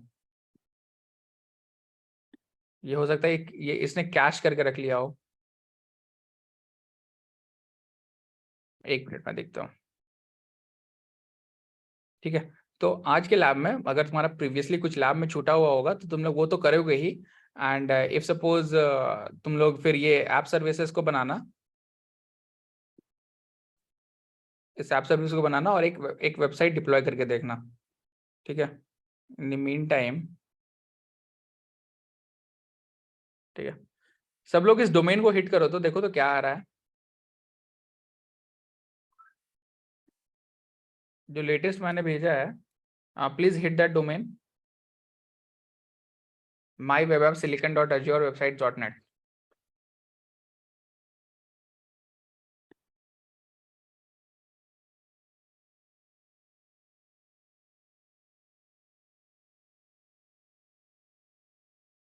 Yeah.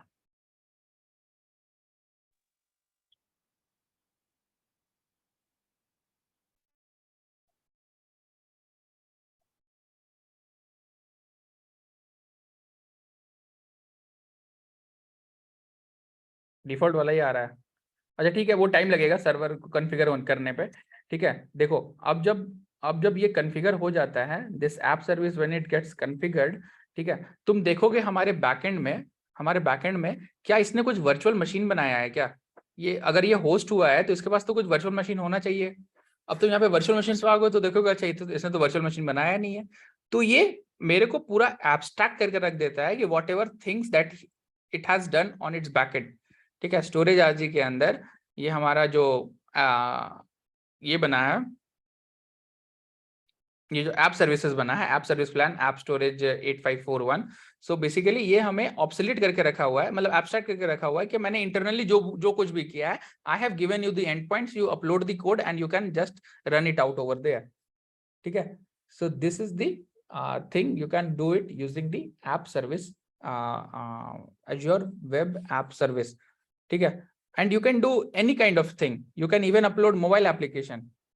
ठीक है, बस उसे बता दो कि ये मोबाइल एप्लीकेशन तुम्हारे यहाँ पे अपलोड होने वाला है, तुम उस मोबाइल एप्लीकेशन के पर्टिकुलर, अगर मान लो एंड्रॉइड यूजर हो तो उसका .apk फाइल बनता है, अगर एक एप्पल यूजर हो तो उसका .idms फाइल बनता है। ठीक है, वो सब चीज तुम वहाँ पे होस्ट कर सकते हो। You don't need to create the virtual machine, the VNet, the subnet, ये सब कुछ अपने एंड पे अपना कॉन्फ़िगर करके बैठा रहेगा। चलो ठीक है, तो लैब में आज ट्राई करना होस्ट करने के लिए अपने ऐप सर्विसेज पे, एंड ये सबका होस्ट हो जाता है, then they can share it among themself that see this is the website that I have hosted with the domain name, that default domain name जो भी उन्होंने दिया है। ठीक है, और अगर नहीं होता है then you can see the documentation that how do you really configure it. ठीक है, क्लियर एवरीवन? Yes. ठीक है, चलो अब आगे बढ़ते हैं। Last topic of today's class,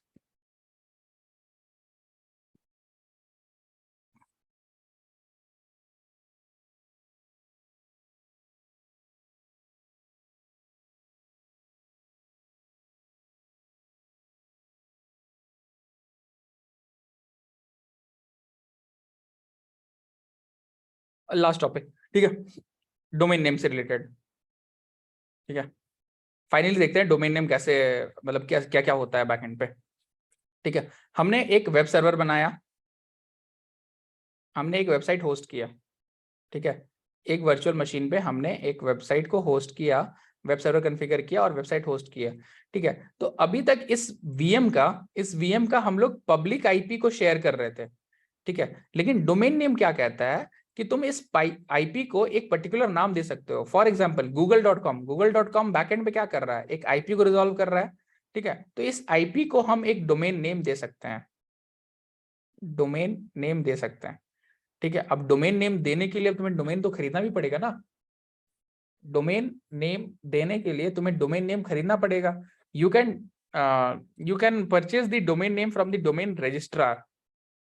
ठीक है, तो इसमें दो एस्पेक्ट होता है, एक होता है domain registration and the second one is domain,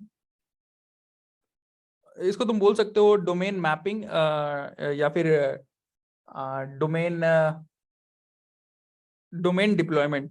ठीक है, जहां पे हम लोग इस डोमेन को बताते हैं कि तुम कौन से आईपी को बैकएंड पे रिजॉल्व करोगे।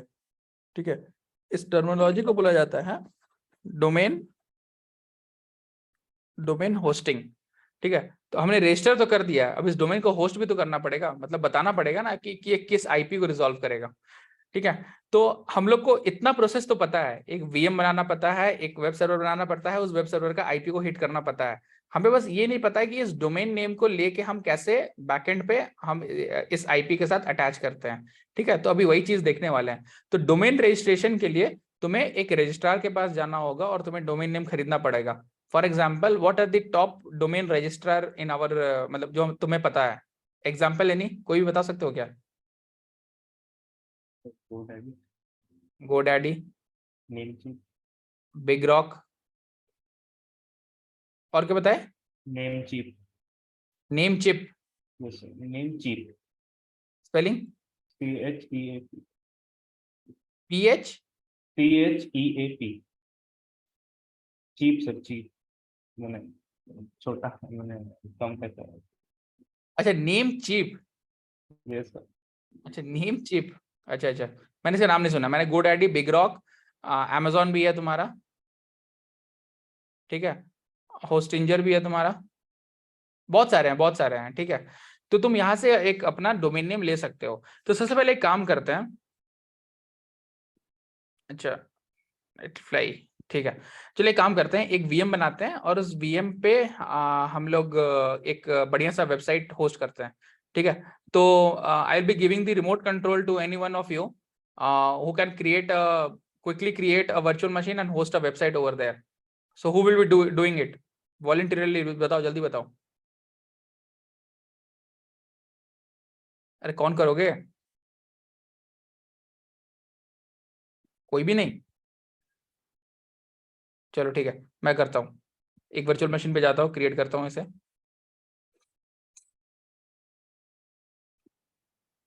Late it be in network RG. Virtual machine को कर देते हैं माई विंडोज वीएम। विंडोज पे बनाता है, ठीक है, माई विंडोज वीएम 2016 का ही ले लेते हैं, 3 GB ले लेते हैं, सिलिकन, पासवर्ड @123, पासवर्ड @123, ठीक है। नेक्स्ट डेस्क, नेक्स्ट नेटवर्किंग, ठीक है, ये सब कुछ बना लेगा, बीनेट बना लेगा, आईपी बना लेगा, सब कुछ बना लेगा। Next management, next monitoring, advance, next tags, ठीक है।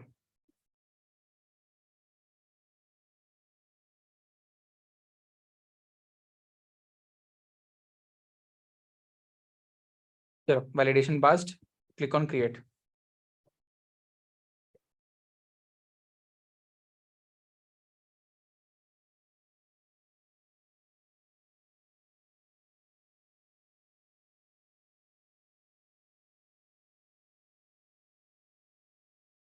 Let's wait for the deployment.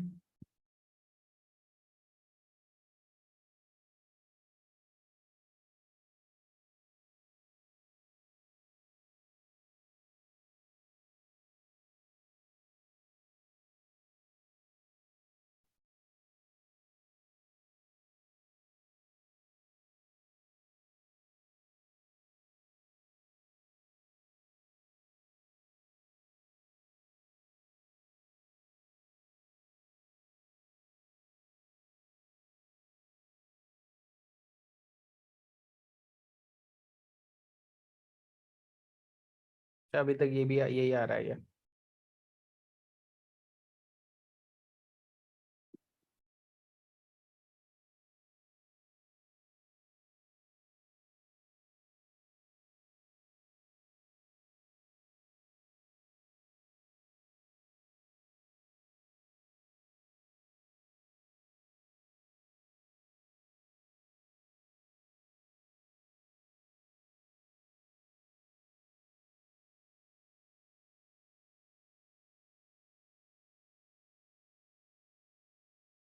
चलो, our deployment is now completed. I will go to the source, ठीक है, RDP कनेक्शन करते हैं जल्दी से, add PC, silicon, add,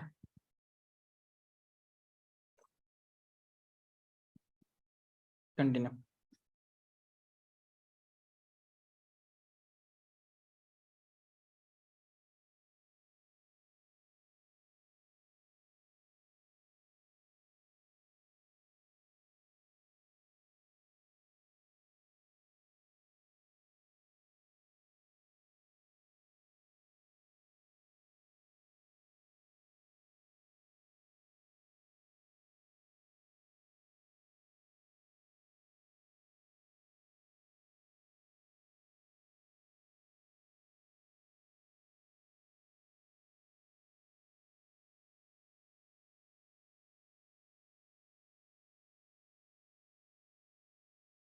चलो वेट करते हैं सर्वर मैनेजर को ओपन होने के लिए। ठीक है, जब तक ये ओपन होता है, देखो मैंने होस्टिंजर से ना मैंने कुछ डोमेन्स लेके रखे हुए हैं। ठीक है, इसको मैं रिफ्रेश करता हूँ। ठीक है, तो मेरे पास दो डोमेन है, Azure silicon Azure batch dot online करके है, Azure silicon batch 2 dot online करके है। मैं अगर इसके मैनेजमेंट पे क्लिक करूँ ना, तो इस पे देखोगे इस डोमेन का तुम्हें ओवरव्यू मिल जाएगा। ठीक है, ये क्या प्राइस पे मैंने खरीदा है, what are the different domain that I have available. ठीक है, तो पहले होता है ना डोमेन नेम सर्वर। ठीक है, ये डीएनएस जो होता है ना, ये तुम्हारे डोमेन नेम सर्वर को ये मैनेज करता है। ठीक है, अभी ये करंटली होस्टिंजर के पास है। ठीक है, मेरे को ये डोमेन नेम सर्वर मेरे को देना पड़ेगा अपने अज्योर को, कि अब जो है ना तुम इस डोमेन नेम को तुम मैनेज करोगे। उसके लिए हमें नेम चेंज सर्वर करना पड़ेगा। उससे पहले हमें यहाँ पे आके डोमेन नेम को कॉन्फ़िगरेशन करना पड़ेगा हमारे अज्योर पोर्टल पे। तो उसे क्या बोलते हैं मैं बताता हूँ अभी।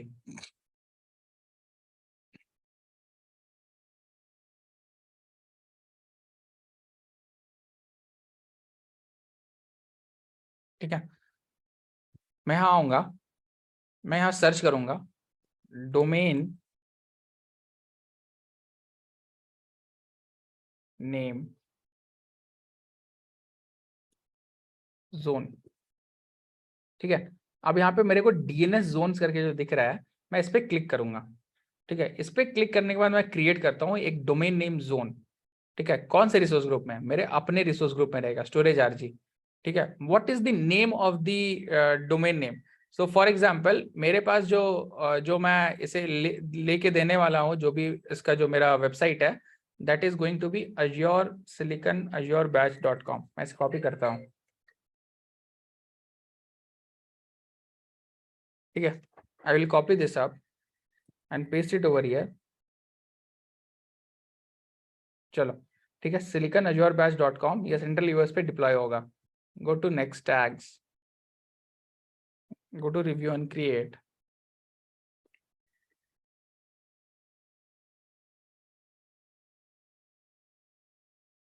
ये क्रिएट करते हैं। चलो ये इसे तब तक कॉन्फ़िगरेशन करते हैं, वेब सर्वर बनाते हैं। Click on next, click on next, click on next. क्या था? ये था ना web server, add features. Click on next, next, next, next, install. चलो ये जो मेरा डोमेन नेम सर्वर है ना, सॉरी डोमेन नेम जोन है, ये मेरा रेडी हो गया है। ठीक है, अब मैं इसके ऊपर एक रिकॉर्ड सेट ऐड करूंगा, बट उससे पहले अगर हम ओवरव्यू पे जाएं तो I have this DNS over here. ठीक है, name server 1, name server 2, name server 3, name server 4। ठीक है, so I will be giving out this name server to the I will be changing the name server from my hostinger to Azure portal। ठीक है, तो मैं इसे यहाँ से copy करते जाऊंगा।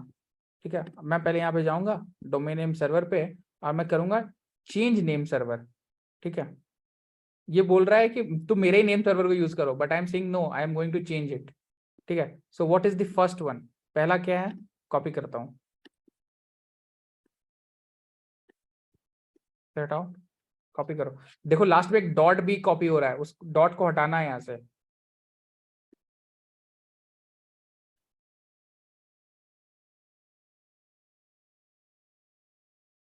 कॉपी दिस,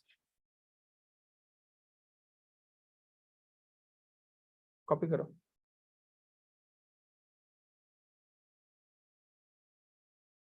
तो कॉपी करो, सेव करो। ठीक है, देखो ये it might take up to 24 hours for the domain to propagate to new name server. ठीक है, इसे मैं क्लोज करता हूँ। ठीक है, अब ये बोल रहा है domain is not pointing to Hostinger, to manage DNS record change your name servers to Hostinger. ठीक है, अब हमने क्या किया, हमने अज्योर के नेम सर्वर पे इसे कॉन्फ़िगर करके रख दिया है। ठीक है, चलो ये कॉन्फ़िगर हो रहा है। चलो, अब हमारा तो वहां पे नेम सर्वर हमने बता दिया कि ये siliconazurebadge.com जो है ये तुम्हारे पास आएगा। अब मेरे ऊपर एक रिकॉर्ड सेट यहाँ पे ऐड करना पड़ेगा।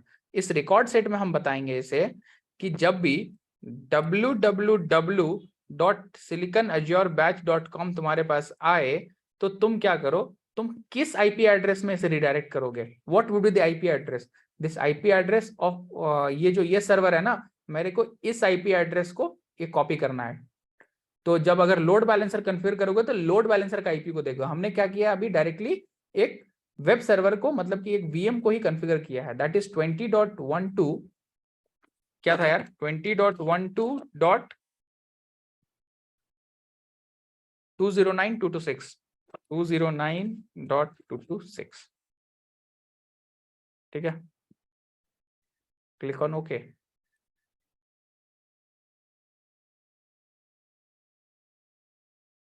चलो, अब ये रिकॉर्ड सेट क्लियर हो गया कि जब भी www.siliconazurebadge.com को कोई हिट करेगा then it will redirect to my this server.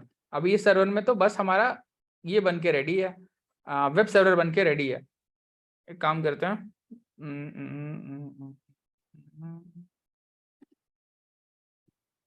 Soft कर देते हैं।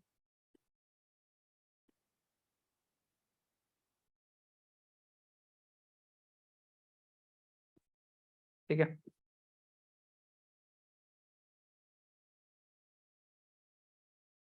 इस आईपी को कॉपी करते हैं, पहले देख लेते हैं वेब सर्वर बना है कि नहीं।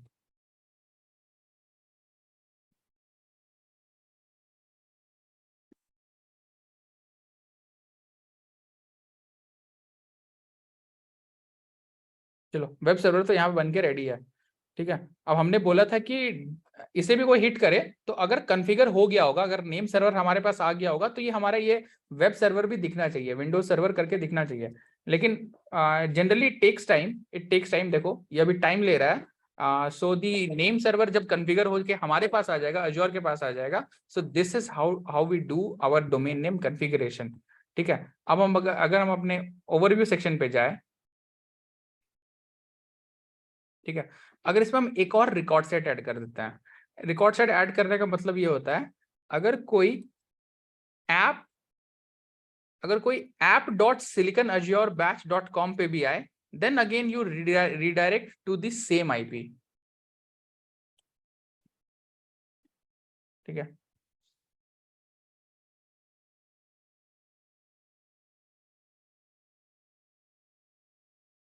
ओके। देखो, इस रिकॉर्ड सेट ऐड करने का मतलब होता है, मैं एकदम बेसिक से एग्जांपल देता हूं। जब भी हम लोग मेल खोलते हैं, so this mail is basically all about, ये हम लोग जब मेल खोलते हैं दैट इज mail.google.com।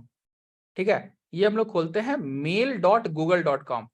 तो ये बैकएंड में कैसे रिजॉल्व करता होगा, तो इसके यहाँ पे लिखा होगा, इसके रिकॉर्ड सेट में लिखा होगा कि जब भी मेल डॉट और इसके पास जो होगा google.com, mail.google.com पे होगा, तब तुम उस हमारे मेल सर्वर के आईपी पे इसे रीडायरेक्ट कर दो। ठीक है, everyone clear with this terminology now. ठीक है, ये जैसे हमारे पास नेम सर्वर आ जाएगा, this will be up and this will be running. ठीक है, अभी ये नेम सर्वर इसने यहाँ पे बोल दिया था कि the name server can take up to 24 hours to just to be present, to be transferred from Hostinger to Azure, to the Azure portal. ठीक है, so this is how you give a particular domain name to a server। तो अगर हमारे पास load balancer होता तो हम इस load balancer पे हम अपने डोमेन नेम को दे देते हैं। Everyone clear with the concept? Yes sir. चलो, तो टुडे हम लोग बहुत बेसिक चीज सब कुछ देखे हैं, not much of a lab to do. So keep this day today to learn all this new theoretical part and also whatever, जब जहां तक तुम लोग अभी तक पाइल अप हो गया होगा, फॉर एग्जांपल हो सकता है कुछ लोगों ने कल का काम नहीं किया, हो सकता है किसी ने परसों का काम नहीं किया होगा, so that you can do that। ठीक है, so I will be stopping the record।